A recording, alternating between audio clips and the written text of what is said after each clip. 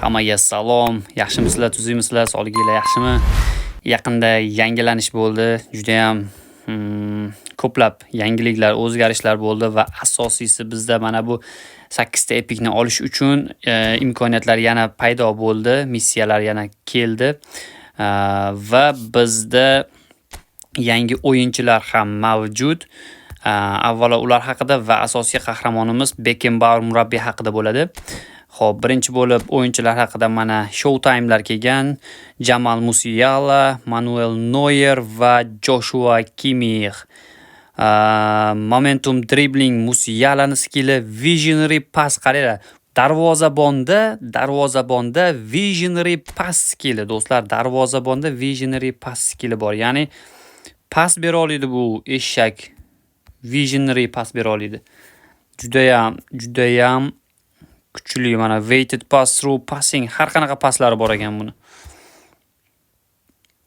Va undan tashqari Joshua Kimmich fenomenal pass skilli bilan DMFda o'yinchisi yo'qlar uchun Joshua Kimmich bor. Fenomenal pass skilli bilan kim shu Showtime'ni ochmoqchi bo'lsa, Telegramdan Peserboy murojaat qilinglar. Coins olib beraman yokida o'zim YouTube'ga video qilish uchun ochib berishim mumkin shunaqa qilib. Va bizda Jamie Vardy bor. Jamie Vardy Savolyu Bardi 50 ta o'yinchining ichida bir donagina Showtime. Jamie Vardy ham off the ball skilli bilan keldi. Boost bilan va uning skilli fenomenal finishing. Undan tashqari bu yerda Yapon ligasidan o'yinchilar kelgan. Naohiro Takahara, Otataka kelibdi. Segyo Narazaki ham kelibdi. 100 ta o'yinchining ichida 2 ta epic kartalar ekan bular. Bo'pti, bularni ham bir ko'rib ko'ramiz. Advantage Striker. Birortasi ham 80 emas. Bilmayman, bunga qiziqmasanglar kerak. Bu o'yinchilarga bu anaqa ekan, darvozabon ekan bu. Yaxshi. Xo'p, fenomenal finishing skilli bilan ekan va bu yoqda Trendyol Super Ligasi bularga ham qiziqmasanglar kerak deb o'ylayapman. Bu yoqda Harry Kane, Bavariya München keldi. Qolgan eski paklar. Aytgancha Rafinha, Mbappe, Müller va Alexander Serlotlar ham shu yerda olmoqchi bo'lsanglar. Xo'sh, qolgani o'zimizniki hammasi va bu yerda bizni asosiy qahramonimiz bu murabbiy bo'ladi. Mana shu murabbiy. Beckenbauer murabbiyi.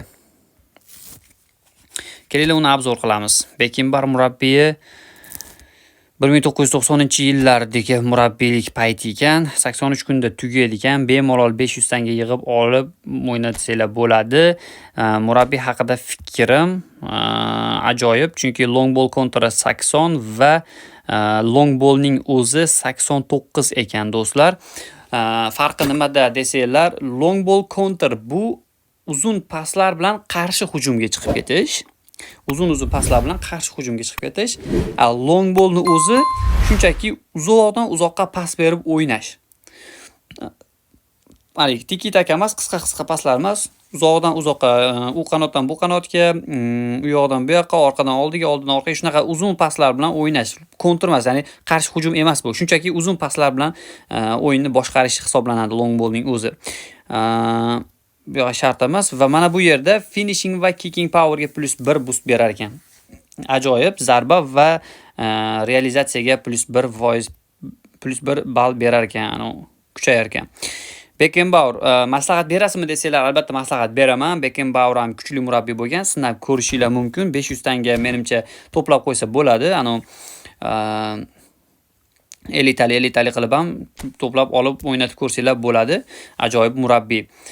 Xo'sh, mana murabbiy haqida gaplashib bo'ldik. Ana endi biz sizlar bilan long ball o'yin uslubini o'yin jarayonida kuzatib chiqamiz. Qani bu qanaqa o'yin uslubi? Sizlarga yaxshiroq tushuncha bo'lishi uchun videoga like bosing, obuna bo'lib qo'ying. Keyingi videolarda ko'rishguncha.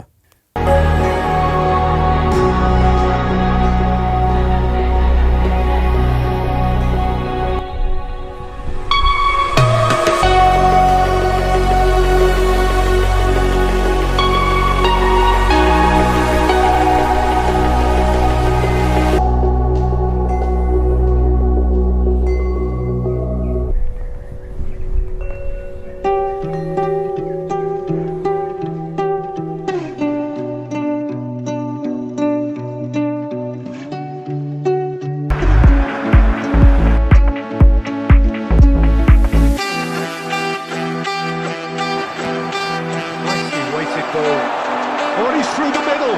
That is a great ball.